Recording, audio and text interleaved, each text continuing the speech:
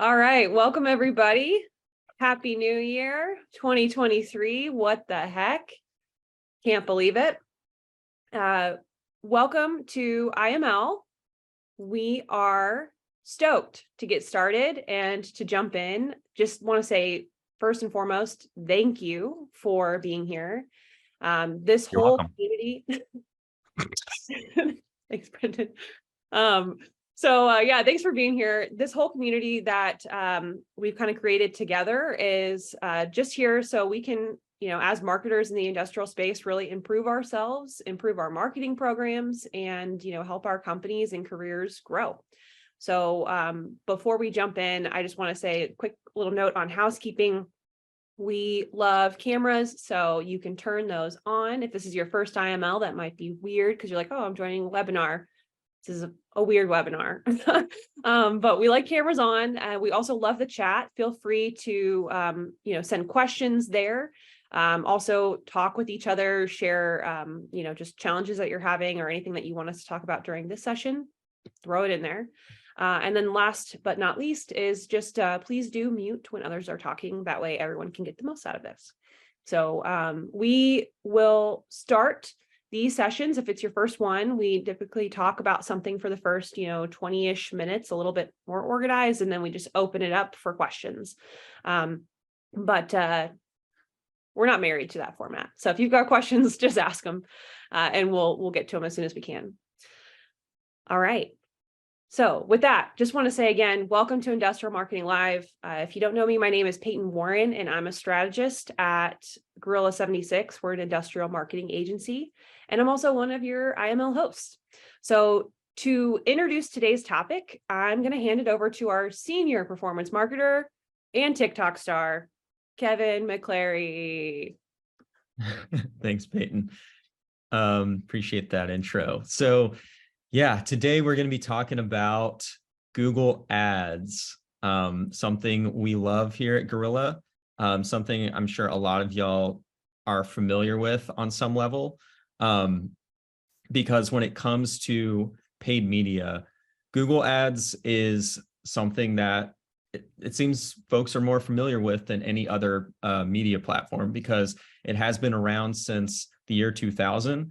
And the concept of how it works is pretty easy to understand, right? Like you bid on a keyword, someone searches for it, the ad pops up in their search results, they click it, they contact you, they convert, right? It seems really simple. And because Google Ads are so high intent, it can feel like you're fishing in a really small pond. So it's often that business leaders see it as easy money and they want to then put all of their media budget into Google Ads. And because of this, in the last 23 years since it launched, a lot of businesses have run Google Ads and even tried to learn it themselves. There's a lot of information out there, free information, YouTube tutorials, blogs, even those free Google training courses. But a lot of this info is geared more towards consumer brands, like direct to consumer, business to consumer. And there's not as much relevant B2B information out there. And of course, it's one thing to learn about these things like on YouTube or from a course, but it's another thing to actually do it and then learn the nuances of what does work and what doesn't work, and learning this kind of small changes and tweaks that you can make to make a big difference in your campaign performance. So, that's why I say there are a lot of people out there that have some knowledge of Google Ads or maybe have run it themselves. And so I say it as like, there's a lot of people who know enough to be dangerous. They know enough to get a campaign launched, build a keyword list, target some keywords, but not as effective as they could be. They're not actually maximizing the possibilities of the platform by doing things that we're going to get into, like adding negative keywords, building really targeted keyword lists, even just the basic campaign setup and like settings that you use can make a big difference. So yeah, with that, like I know we have some people on our team that have been on the in-house side, Brendan, Mary, and Aaron, and you have run Google Ads. So I'd love to hear from you, like, from your side, from the in-house side, like what is your experience with running Google ads on there? So, Kevin, you're right. There is a lot of information out there on how to get started with Google ads. I did a Google search this morning and it was like 295 million results. And I would say there's probably less than 100 about industrial marketing, right? So you said there's not very much information about B2B marketing. There's even less about B2B industrial marketing. I think when you talk about like SaaS, like their market categories are easy. People know how to search, right? Like if you work at a CRM company, right? If you work at HubSpot, like to put CRM marketing software as your keyword. Like it's pretty easy. What I found from in-house was my customers talk about my products in a lot of different ways. So it's hard to find the right keywords. And a lot of them have a really small volume.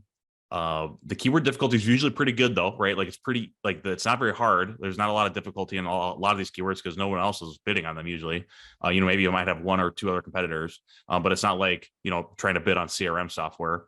So I think a lot of times like you can get in at a reasonable cost if you know how to set the campaigns up correctly. It's difficult to know how to do that. A lot of these tutorials don't do a great job of showing that. And so that's what I hope we're going to talk about today is how do we actually set these up so that, Kevin, you said, enough to be dangerous, but you don't know enough to not spend, thousands of dollars and just throw it out the window, right? Like it's so easy to spend a ton of money in Google ads and not get any results out of it. So,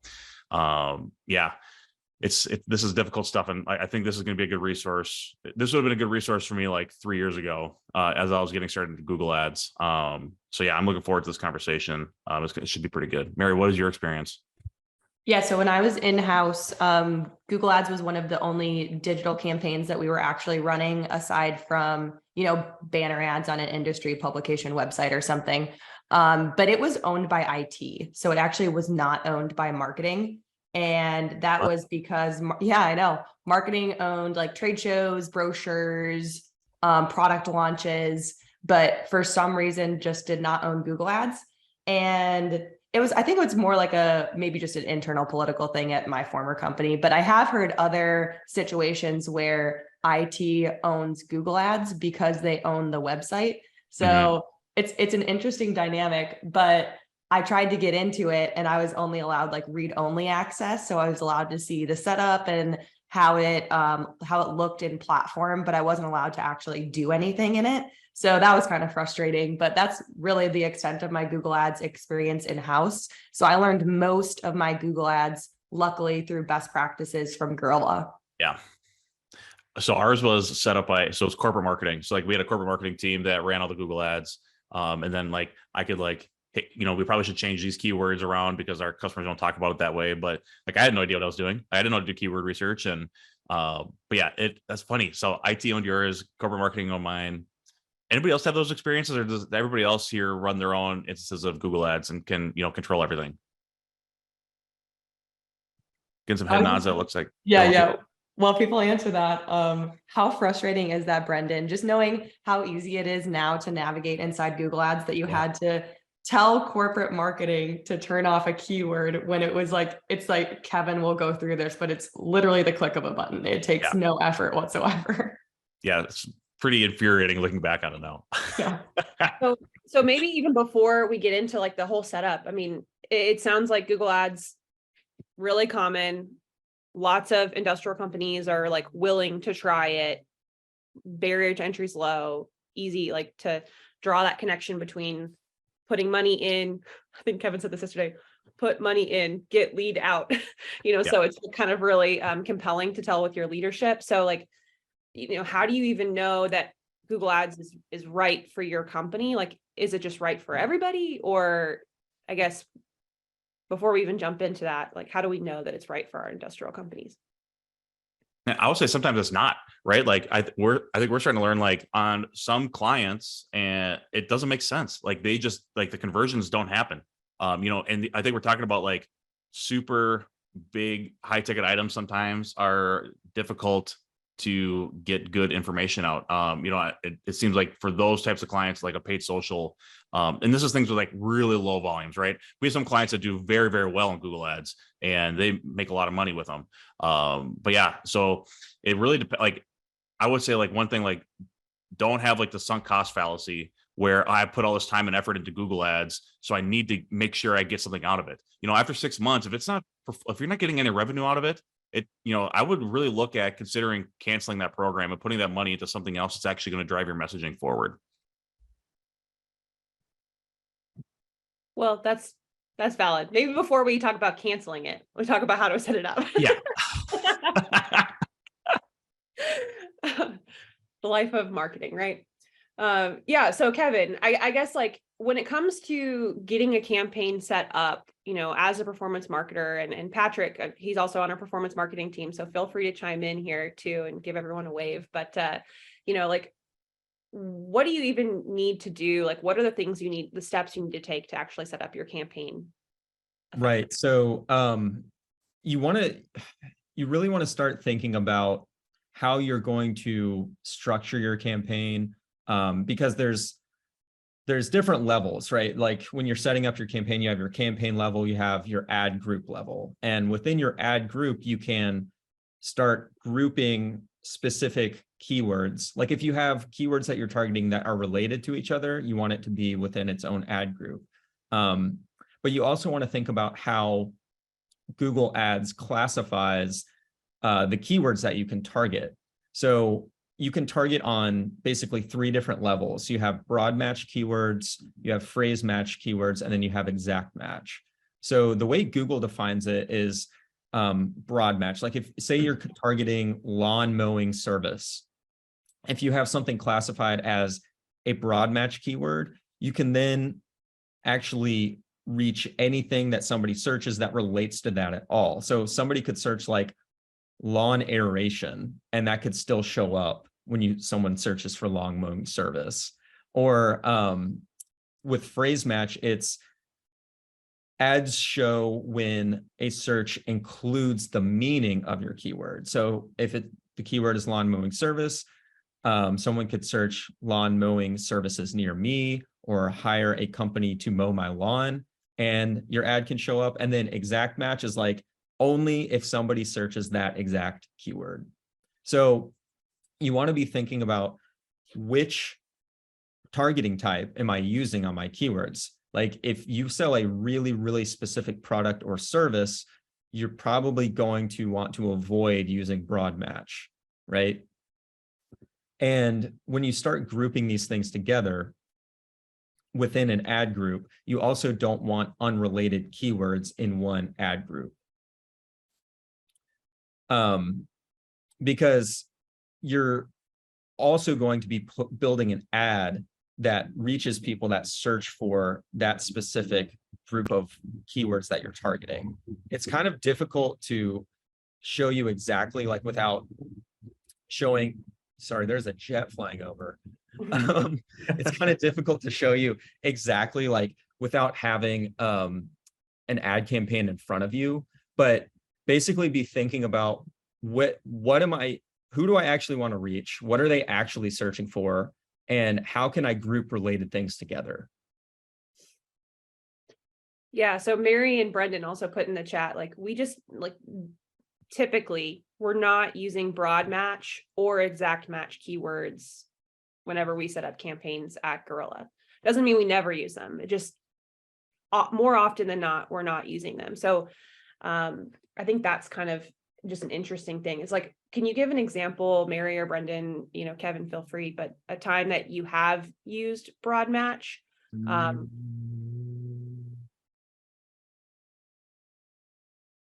Yeah, so I've used broad match keywords before when, say, maybe you don't necessarily know for sure what someone is searching for your product or your service. Like if it's not exactly clear who your customer is yet, you could run broad match and kind of see what people are searching for, how they're actually ending up on your site. And then you can kind of narrow down from there. That's one instance. Yeah, I've used broad match too if the product is really specific. Like we were helping a company that sold a niche X-ray equipment, and the search volume was so low that we just broad matched it and had a really specific keyword phrase that no one who was not searching this very specific niche X-ray product would ever land on. So that's another instance where broad match might work in your favor. Interesting. Cool. Eddie posted in the chat too. I think this is really interesting. And Eddie, if you would like to come on and talk a little bit about it, but he mentioned that he noticed a ton of small, mid-sized manufacturers having hard times justifying the cost of Google Ads because they're getting outbid. So definitely see that happening, and we can maybe talk a little bit more about bids, but y'all have anything you want to say in response to that? I think if you have like a bigger company spending a lot on Google Ads like that, what you could try and kind of sell to like your leadership group is doing a very limited keyword focused plan at first. Like show like if you pick your top 2 potential keywords that are very specific to you, if you put all your budget on those, you could show like your leadership group like, hey, I target this one keyword, and even though they're spending a lot overall, like I still got X amount of leads from it. And then you can kind of expand past that. That's a great point, Patrick. And I think that's another thing that we do whenever we're structuring these campaigns at Gorilla is we try to be very, very specific on a limited number of keywords instead of having like 50 words you're bidding on. You have that one phrase match that you're just going for. Yeah, Kevin, like what would you say like to get started? For a mid-sized manufacturer like the kind of clients that we work with, what is a good amount of keywords / ad groups to start with? Yeah, I'd say like maybe 2 to 3 ad groups, and then it's going to depend client to client, like, but you might end up having like a handful of keywords per ad group, like 5. You could even have like 1 or 2 if it is really dialed in, but you don't have to get crazy. I've seen we've inherited some ad accounts before where we get in there and somebody's targeting like 100 keywords broad match, and they're just burning through their budget and like nothing's really happening. So I think starting out with 2 to 3 ad groups and like 5-ish or so keywords per ad group is a healthy place to start. Mm-hmm. Yep. We haven't yet started talking about negative keywords, but I want to take us there next after asking Luke's question. So Luke asked a question about bidding on competitor brand names. And I know Mary's got thoughts on this. Luke, you want to come on and talk about your experience with that and, any results that you've gotten from that? I don't have a ton of experience with it because, like I said at the end, it always feels a bit shady to me. And I think it's within the rules, but it feels a little, what do they call it? Black hat or whatever. I've built, you get your comparison page of comparing yourself to a competitor. So you have their brand name on your website and you're kind of playing within the guidelines of Google, but I've always just felt it feels a little bit weird.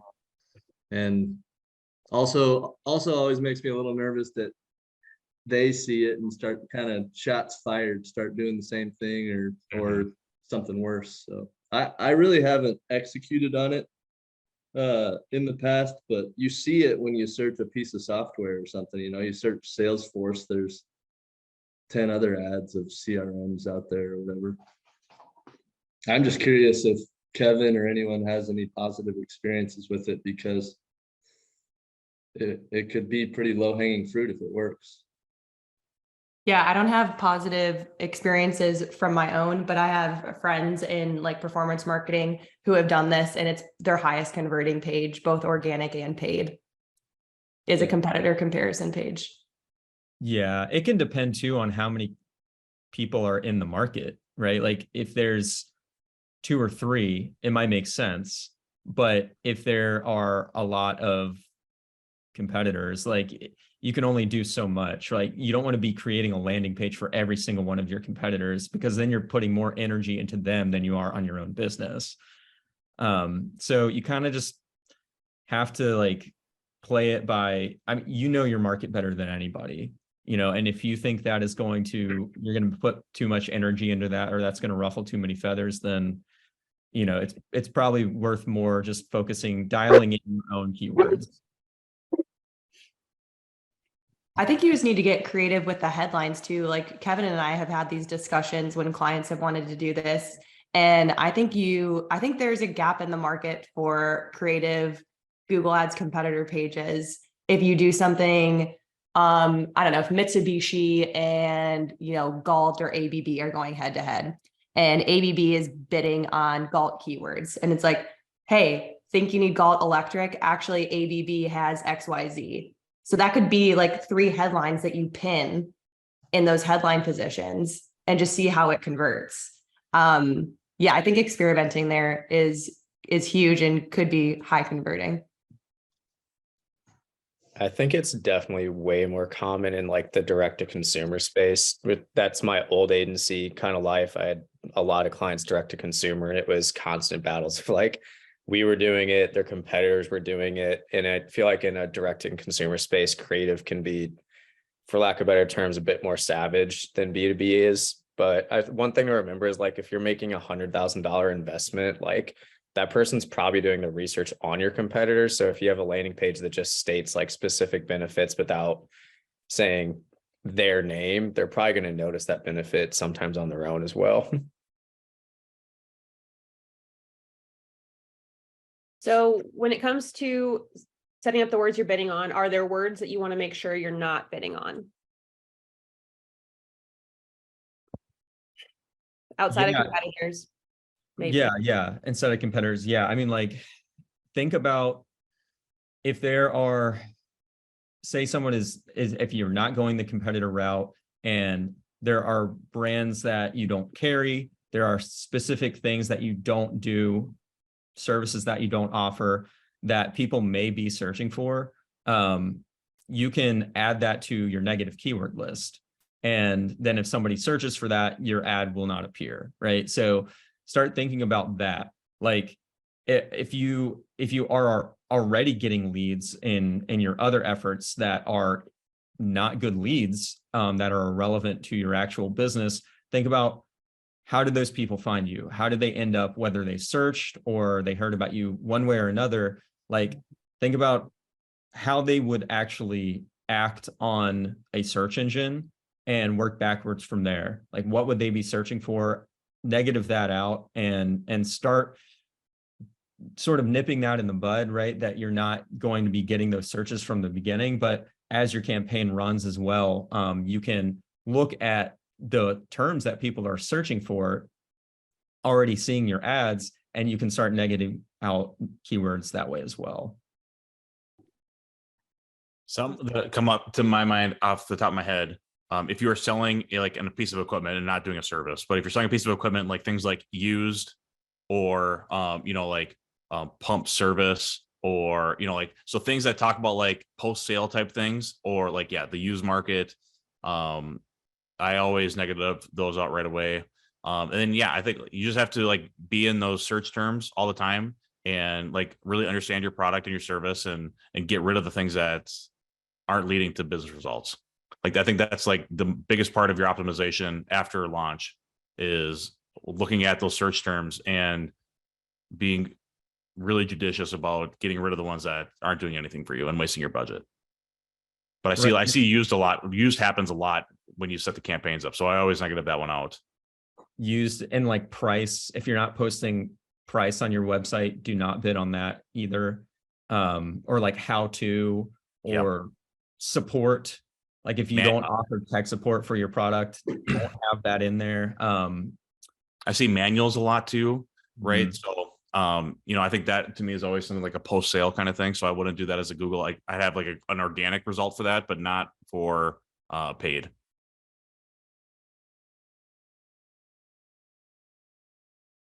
All right. So do we want to talk through it all about like finding keywords, or should we just move through to campaign structure? I know we've kind of talked about that in the past on previous IMLs.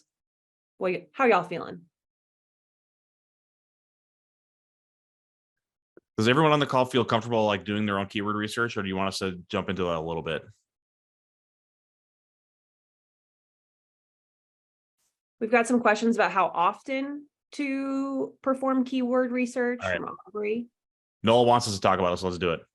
All right. So I think keyword research, I think you probably have a good idea just from your own business, like what people talk about. But another thing that like when you're doing customer research, ask them like how do you actually find this stuff and how do you get information about our product? So what, and ask like what specific words. And I think this is important to ask everybody because you might get a wide variety of answers that you might need to put Google ad spend to, or make the determination. Like it seems like more people are talking about X versus Y, so we'll put our spend to X. But then no, like once you get more budget, going into like this alternative phrasing is a potential place for you to add some more volume. All right, so I'm actually going to show you guys the Google Keyword Planner tool and kind of how we look at it. There's all kinds of there's other keyword planner tools, right? But like Google is a free one. If you have a Google Ads account, you can access this. So I'm going to share my screen. All right, so even if you have a basic Google Ads account, you haven't done anything in there yet, you can still open up this tool. And it's really cool because like Brendan said, you can take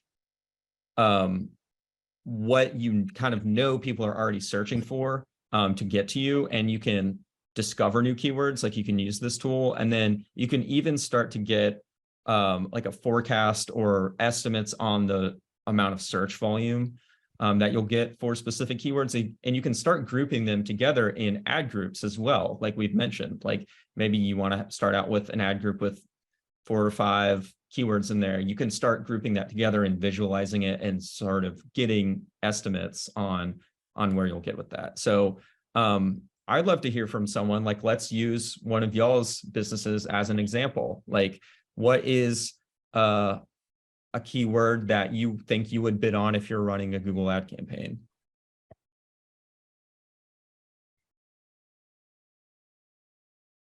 Industrial air compressors. Nice. Industrial air compressors. Rachel, All right. you win. Sweet. So say we want to discover new keywords. We want to get an idea of things related to that. So we go in here, we search industrial air compressors, get results.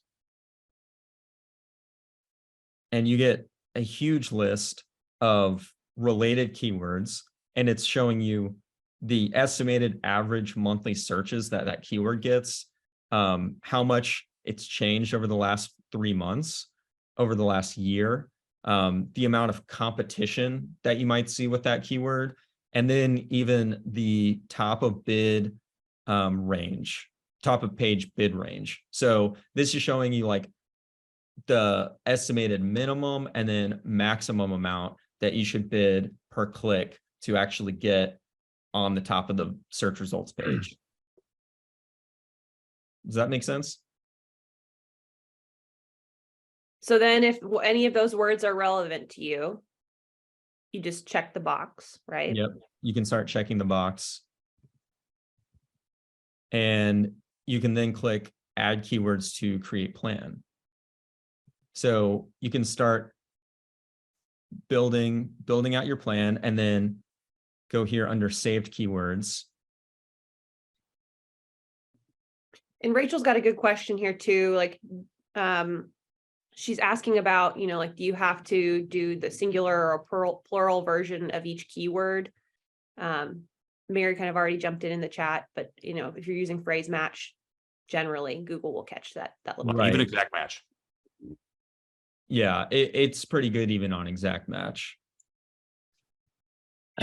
So once you start grouping your keywords together, you can get specifically like the estimates on these keywords that you've saved. You can organize them in certain ways. You can start building out like these ad groups, like I said, that you can have saved, so that you can go ahead and build out like an entire plan and have a campaign like ready to launch just from using this campaign planner tool. So let's make just like a test campaign. I'll just name that campaign test, ad group test. And you can select all of your saved keywords over here and start adding it to your ad group. And you see that sneaky thing that Google does, how it just automatically adds them all as broad match. Right. They like to have everything selected as broad match as default, but you can go in here and narrow it down to phrase match or exact match. So you get more of a clear estimate and plan. This screen share will be on YouTube later. So if you want to go back to reference this. Absolutely. Mike, I have a little interesting tip on the exact match too, if you guys decide to do it. Going back to like using the X-ray equipment as another analogy. So we exact matched something like MRI. So that actually means magnetic resonance imaging. You will show up even if it's exact match for both MRI and magnetic resonance imaging, because Google looks at your landing page and can understand, okay, they're exact matching MRI. And their landing page is leading them to a magnetic resonance imaging machine. So I know that that's what they mean when they're acronyming exact match MRI.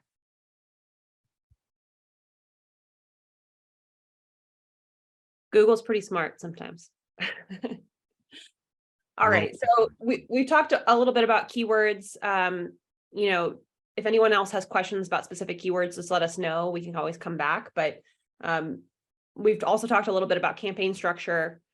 Kevin, is there anything else, like just tips you want to share there? Within campaign structure, I mean, you want to start thinking too about what your ads are going to look like. Like you want to have different ads for your different ad groups, your different keywords. You don't want to build an ad that says has all of the same headlines, has all of the same ad copy. If it's a completely different keyword group. So start thinking about the ads that you're gonna, how you want to organize that. And also whatever else like information you're going to include on extensions. Google has additional extensions, additional assets that you can add to an ad. And you want to think about how that is going to work backwards and match to your campaign group or your ad group. So basically you want to pair relevant keywords together, piece them out in a way where you can, you know, turn things on or off later whenever you are learning things. Because that's a big part of Google, is just watching and learning. Awesome. So speaking of ads, you talked a little bit about extensions. Maybe it makes sense if we just pull up an example of an ad. We can kind of talk through the different pieces of it that you'll have to write if you are preparing a campaign like this. Yeah, Kevin, let's search for industrial air compressors and see what that search looks like. Yeah, that's exactly where my head was headed. All right. You're also smart.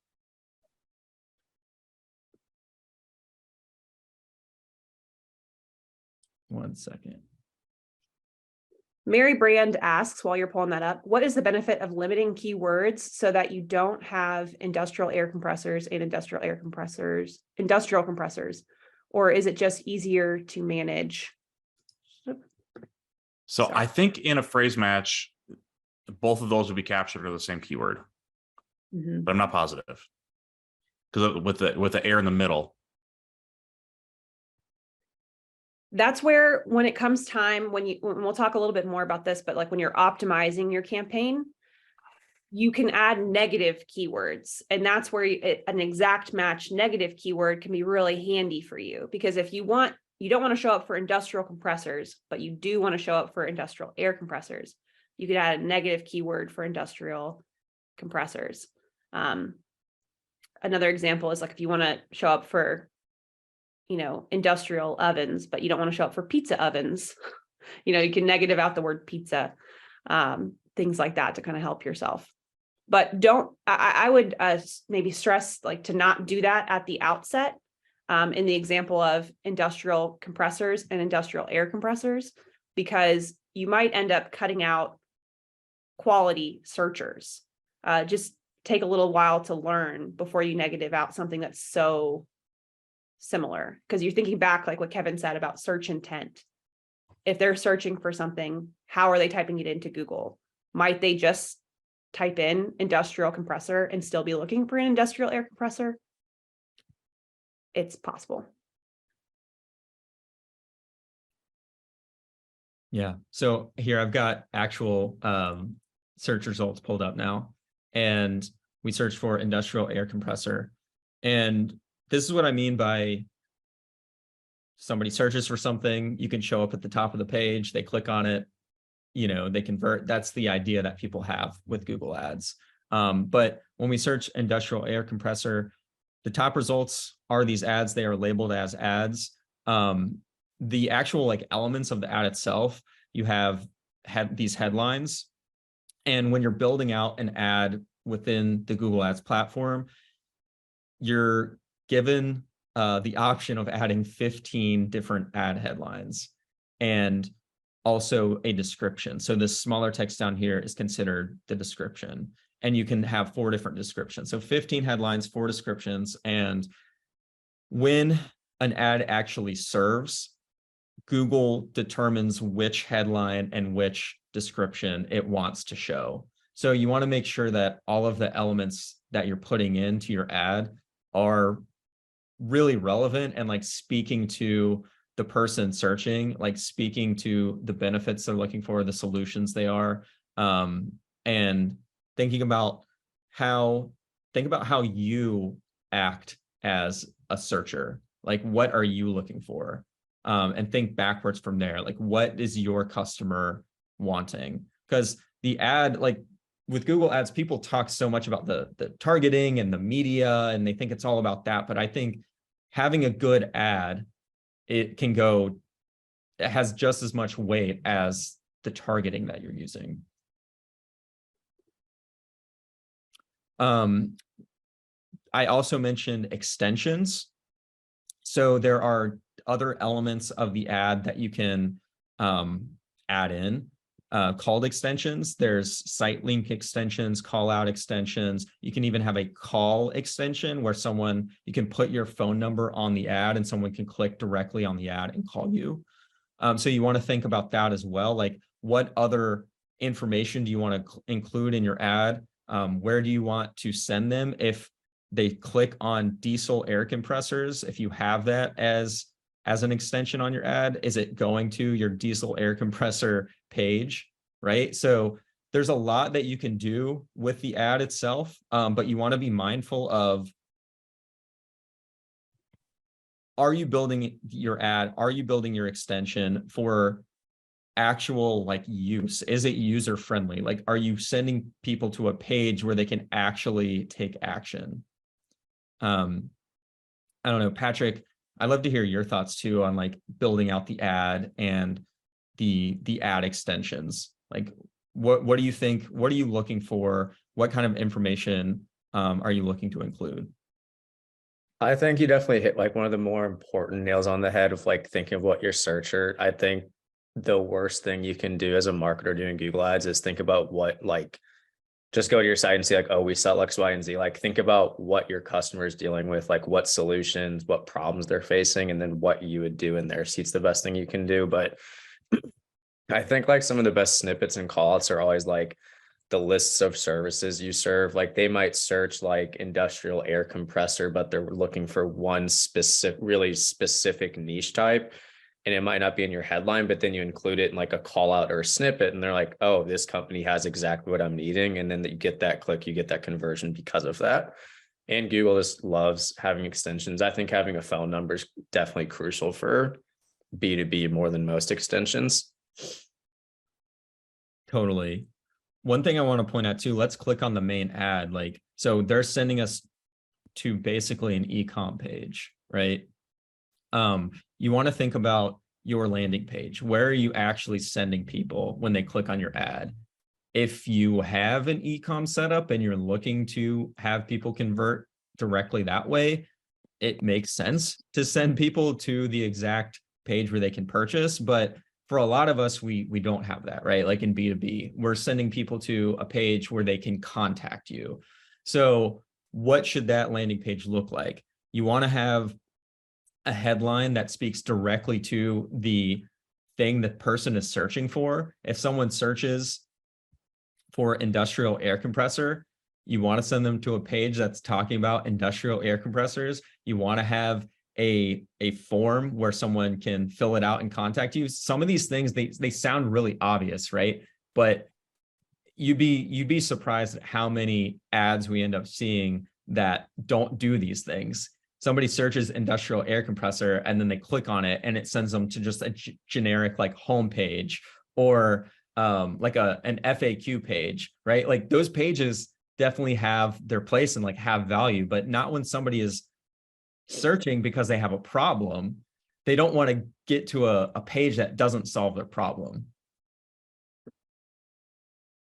Mary, I see you laughing. What do you? I love to hear you, what you have to It's say. just I'm because- laughing at the chat. Oh, okay. It's just because we clicked They on keep Northern saying, "Oh, Tool's poor slides. Northern Tool is paying for all these clicks." I'm sorry, Northern Tool. I just cost you $3. Just find like their internal marketer and Venmo them a few bucks. Yeah. With a link to the next episode. It's for the greater good of marketing. One thing I think that's interesting here is to look at the second option, right? So look at the Northern Tool result, right? So they have, the site links on there, like it's a nice looking ad. And then you look at aircompressorsdirect.com and the description is not great.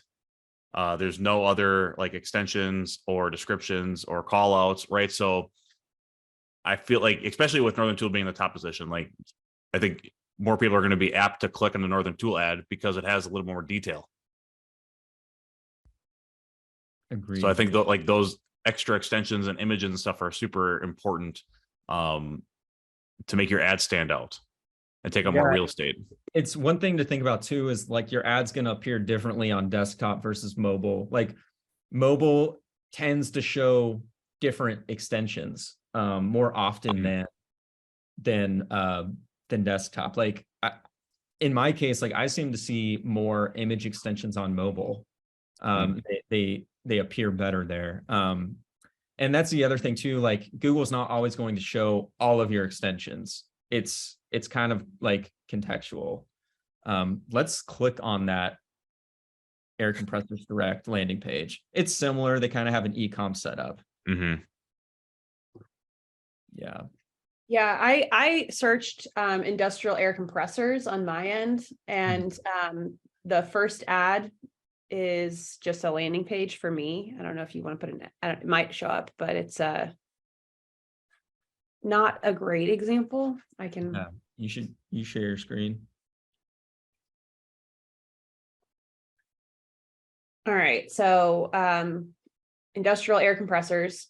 So very similar search. First ad here.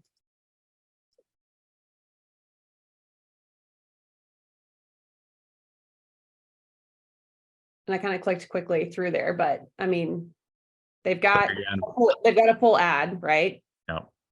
But then you hop in here. Great that they've got a form right at the top.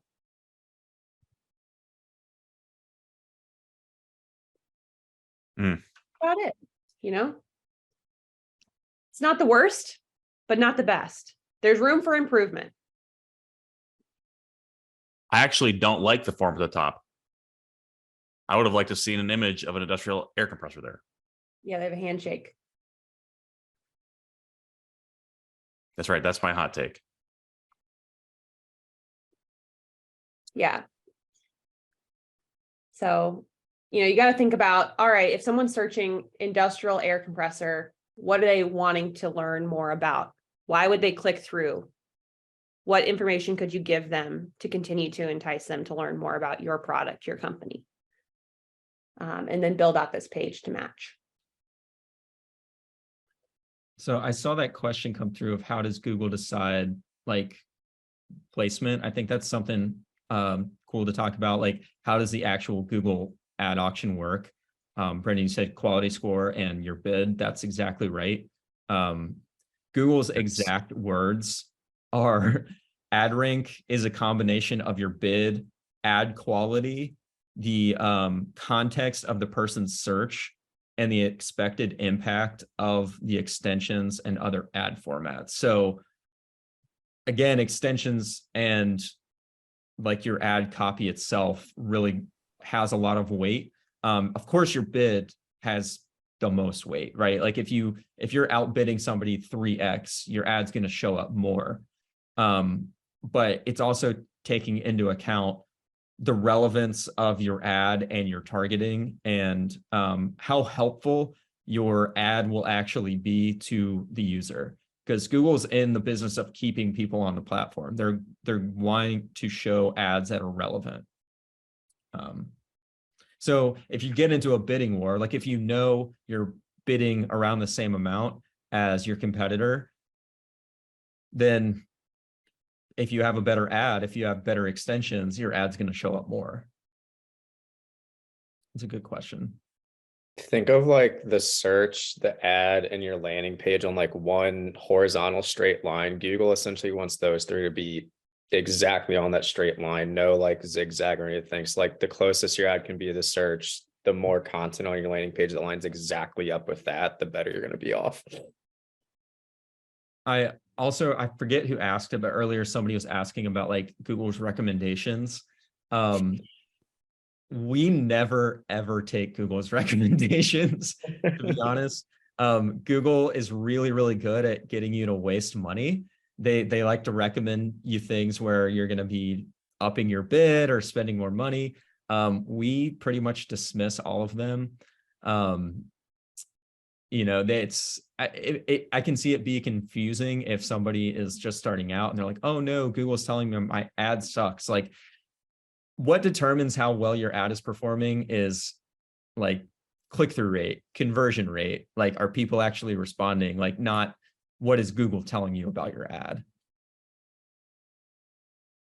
So we dismiss all of those.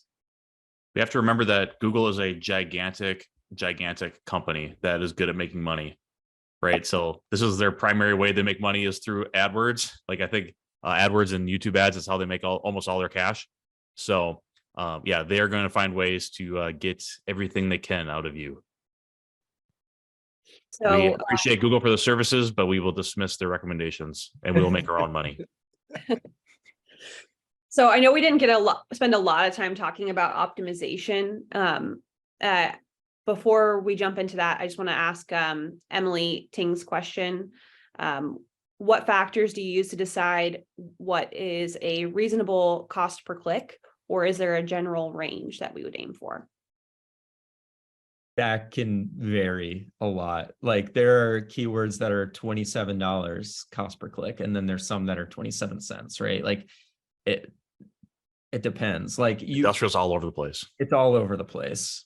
So what determines how expensive a keyword is? Can you speak to that a little bit? It's competition. It's are other people bidding on it? Like when Google Ads first launched, the minimum was 5 cents a click, like on everything. So if you were the first person on there bidding on industrial air compressors, you could get 5 cents a click. It's different today, right? Because the pipes are filled, like people are bidding on it. So that's what determines it. When I pulled up that keyword planner and it was kind of showing you your range of this is your top of page bid, this is your bottom top of page bid, like it was like 30 cents to $1.83. That will kind of give you a range of like your specific keyword, what you should be looking at.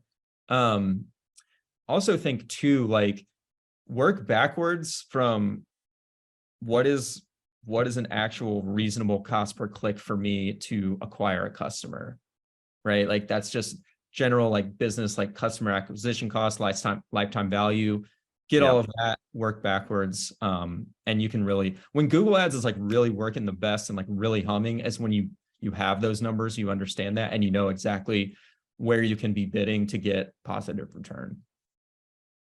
Another big factor is volume, and that ties into click or conversions as well. For example, if you're only a month and you got one conversion, but overall your whole website has 5 website leads, like that's actually pretty good. Whereas if you see one website lead, but your company got 30 leads on your website, that might mean that you need to make some changes there.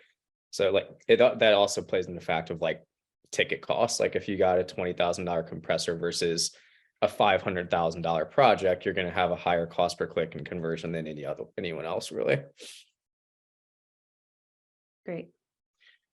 Well, we didn't really get into talking about like, all right, so the campaign's launched, now you have to optimize it. So maybe just a few quick tips there, because I think you've given everyone the tools that they would need to actually get out there and set up their campaign. So, in your first month of running Google, like what would you expect? What should you expect to do?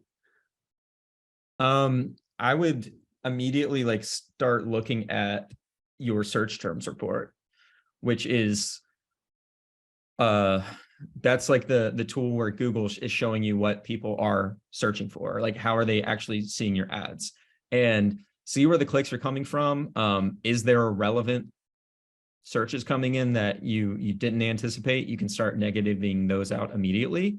And then if you see things that are working, you can start narrowing down, right? Like if you're finding a keyword that's sort of the golden keyword, that can shape your strategy moving forward. Maybe you want to just bid on that one. So looking at your search term report immediately is the first thing that I do, like when I launch a campaign. Awesome. And dismiss all Google's recommendations for a while. Always and forever. I'll say the one thing that helps me is, so we had a question like, what was the benchmark conversion rate and click-through rate? So I think we tend to look at like 3%, like we try to hit, but then like that's like the industry, right? Like you have to go and look back at your historicals. Like if you're at like 2% all the time, like use that as your benchmark. Or if you're always at 4%, use 4% as your benchmark. And then we look at conversion rates at 1%, greater than 1%. So if your click-through rate is performing poorly, that's probably an ad problem. And then if your conversion rate is poor, it's probably a landing page problem. So that's how I usually look at it to get me started on the right track. So yeah, poor conversion rate, look at your ads. Poor conversion rate, look at your landing page. Poor click-through rate, look at your ads. It's a great rule of thumb. Thanks, Brendan. Awesome. Well, then with that, I think we'll go ahead and we'll wrap up today. Kevin, Patrick, you guys have any like big takeaways you want folks to keep in mind? Yeah. Oh, Sorry, yeah, go ahead, Patrick. I was gonna say, just remember to like also be patient. Like Kevin said, you definitely should actively manage like the negative keywords. There's no point in keep spending money on a term that has no relevance. But if you make like big bid changes, whether it be scheduling or changing, if you're going from max clicks to maximize conversions, like you got to give it a month or so to figure it out. Google's a very, very smart AI algorithm, but it still takes a few weeks sometimes to get up off the ground. So don't make significant changes every single week. You might just shoot yourself in the foot there.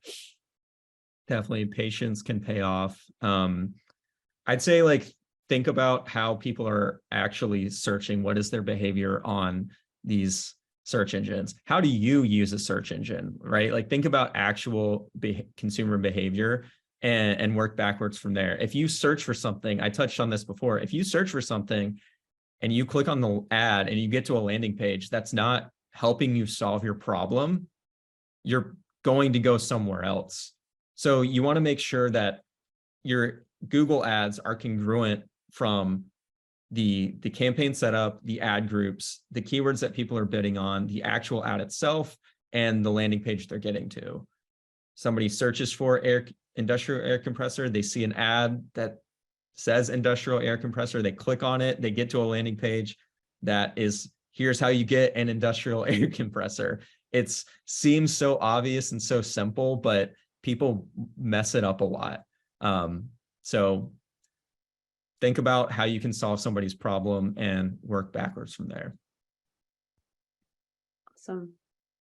All right. Well, then this is definitely going to be a conversation. I feel like that Brendan and Mary would continue in an episode of the Manufacturing Marketer. So if you're interested in tuning into the podcast that we've got going there, just be on the lookout in the next couple of weeks. I'm sure they'll pull Kevin and Patrick in for a conversation there.